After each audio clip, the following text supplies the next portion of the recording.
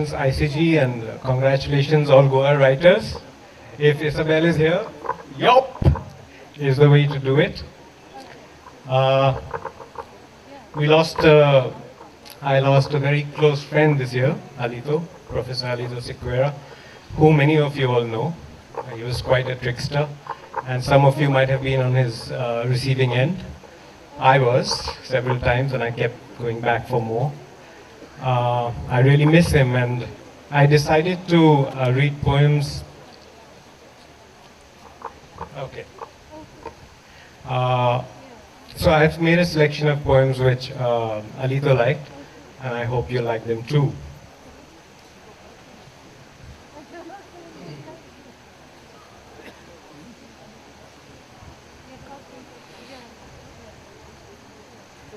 The great leader's shadow. I went to see the great leader's statue, but it was too hot. So I stepped into his shadow. Immediately, I could hear the tinkling of a stream.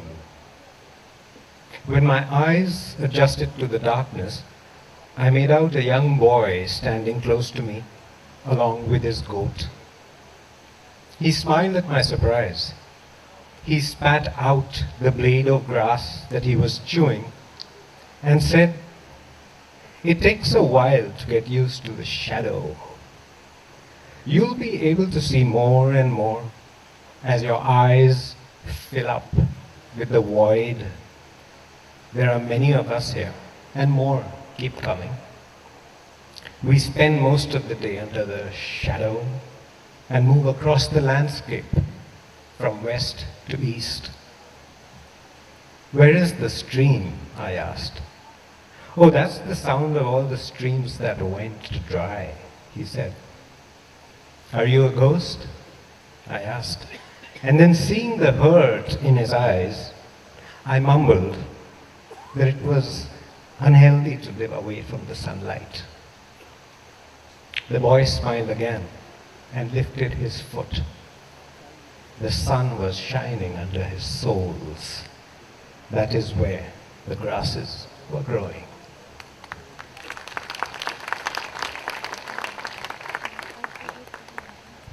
This one's called Me and Mina at the Marsh. It's hard going to the marsh with her. It's midday. We are at my secret place, and the white lilies are in bloom. It seems I'm on the edge of a petaline galaxy, but not Mina. Heart, mountain, mind, river. When you are desireless, you're at the perfect spot, always. Egret faces the sun and walks down the marsh with its wings outstretched. Mina says, "Each white flower is the soul of a trampled girl. You must collect the seeds and throw them in many lakes." "No, they're not. They're white lilies, Mina. But she will have none of it. They could also be liquid songs of tribal teenage girls sprouting from the dark depths of the void. Heart, mountain, mind, river. The formation of sentences is just like the formation of hills. Egret lands near a small tuft of grass, making loud cackling noises." "But they're not, Mina. This is not a lake. These are white lilies. Those are dragonflies. That is a bumblebee. This coconut-lined road that encircles the marsh is used by miners to carry the sand from the Mandovi. And that is a cormorant. And here are lesser whistling ducks. And these are bronze-winged jacanas. And sitting on that rock is a snake bird. That is what all this is. These are white flowers, Mina, and not the lost smiles of broken girls." "How naive you are," she says. "I thought you knew how these things worked. Heart, mountain, mind, river. it's not right to bring everything into language. Egret takes off, leaving a trail of droplets falling into the water.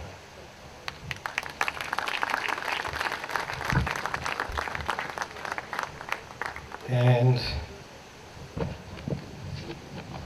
the final poem,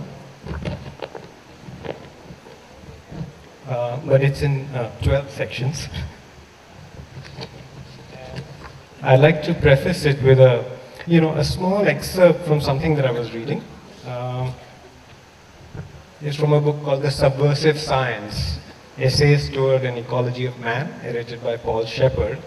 And this excerpt is from an essay by Eric Isaac called God's Acre. He's basically talking about places, geographies, and the experience of the holy with them.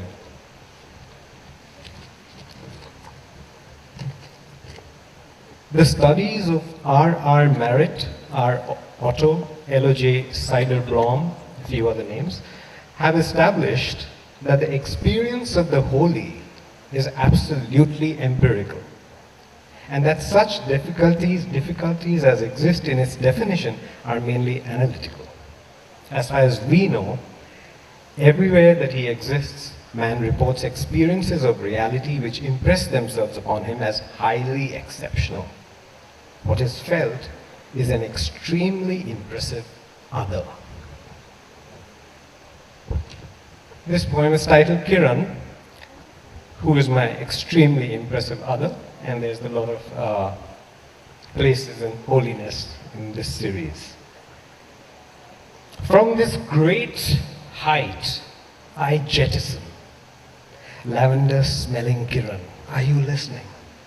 My seed into the night of Mumbai, towards the ovum of earth, passionately hoping that my quintessence will mingle and release a species from extinction if my love for the earth has been true.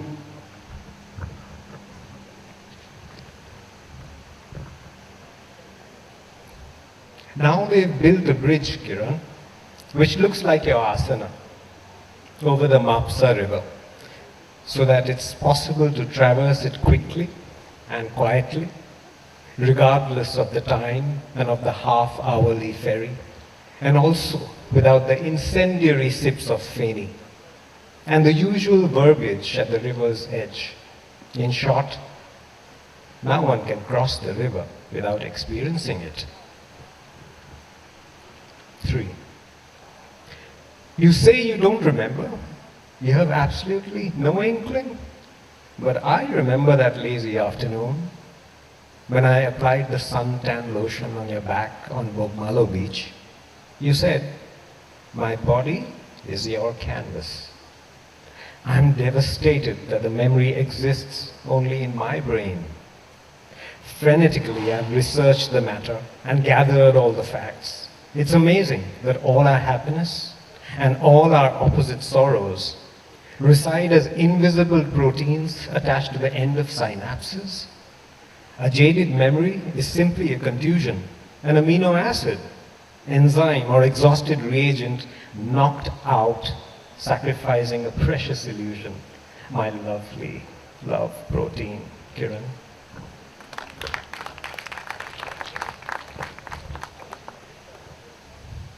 Four. At the lakeside, by myself, in a rare comma of existence, I discovered the great silence that you often speak of. Right there on the edge of the lake, I understood what you mean when feel gravity through my buttocks, you say. A goat nibbling on the grass looked up at me, and how, I don't know, but it communicated just how good the grass was. Keenly I observed the silent syntax of the universe, the lingo of thrusts and pinches, strokes and squeezes, rubs and nibbles, these morphemes of the cosmos. Now you don't have to speak of them. One wink will do. 5. I much prefer this new clock, Kiran. This keeper of time has no ticks or heavy talks. Its hands run smoothly in a serene circular glide from moment to moment, not like the staccato and unreal nudges of the previous clock. Or do you think that nature keeps time like that? Perhaps our births and deaths are a tick and a tock. There are 12 of them, we are midway. I know that I can take my time. 6. Do you think they curse us? Bipetaled, single-stamened Kiran. Even as they rise up from their mutilated bodies, these virgin souls of young girls and boys hacked by metal splinters in their homes in Gaza and Burundi, Kashmir, Serbia, Syria. Jealous are they of our Kama Sutra nocturnes? Let us knit our bodies on less murderful nights. 7.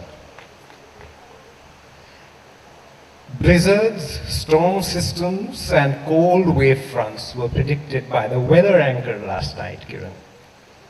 Extreme weather she presented. Ferocious winds over mountains like thrust boots. Gusty winds and gales over powerful shimmering thighs. Warnings of hurricanes with perfect white teeth. Impending floods from melting ice over a taut black tummy.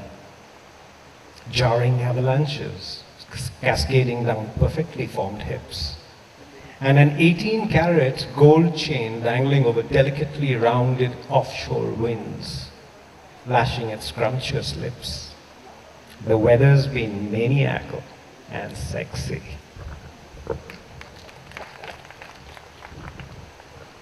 8. All sorts of criminals, bad types, crazies, deviants, delinquents, and evildoers, when they farm, the earth still offers them germinating seeds that are healthy and robust, even illuminant. I'm so bewildered by the soil's jurisprudence, Kiran. 9. As I sit in the hollow of this brook, deep in the molle forest, my bulging stomach, you didn't hear, my bulging stomach facing upstream, the cool water enters my navel, carrying a few tadpoles, slim brown fish, fragments of floating moss, a red leaf, the song of a Malabar thrush, a monkey's shriek, and a flower of a cumbio tree. That's wild guava. A flower of a cumbio tree. The water swirls around the depression in my back, between my fractured T10 and T12 vertebrae, and makes its way downhill, already warned by the archives of my body of what awaits it in the flat, inventive plains.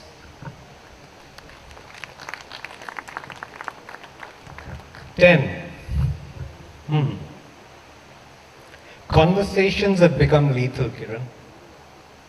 Our friendly verbiage is eating the earth. A portion of a virgin Sayadri forest loses its hymen every time we pick up the cell phone to incubate our love deer. That's 2 rose bushes, a ladybug, and a caterpillar you're holding to your ear. 11, almost there.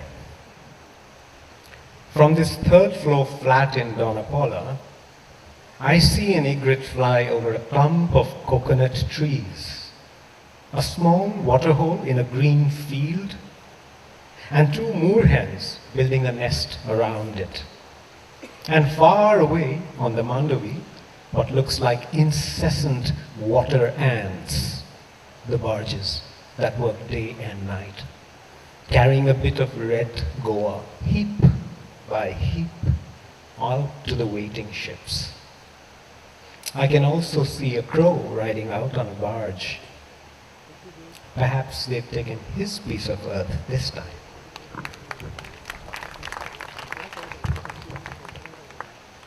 Ladies and gentlemen, the last poem of the evening. Is it possible, Kiran, to love just one of your smiles? Or to pour one's heart into just one strand of your hair? To keenly adore just one shoulder blade? When it rains, is it possible to love just one ripple, even as it spreads out, magnifying the circle of affection? Is love to be niggardly and confined to just one tree, one limb, one cloud, one bird, one river, one sunrise, one butterfly, one woman?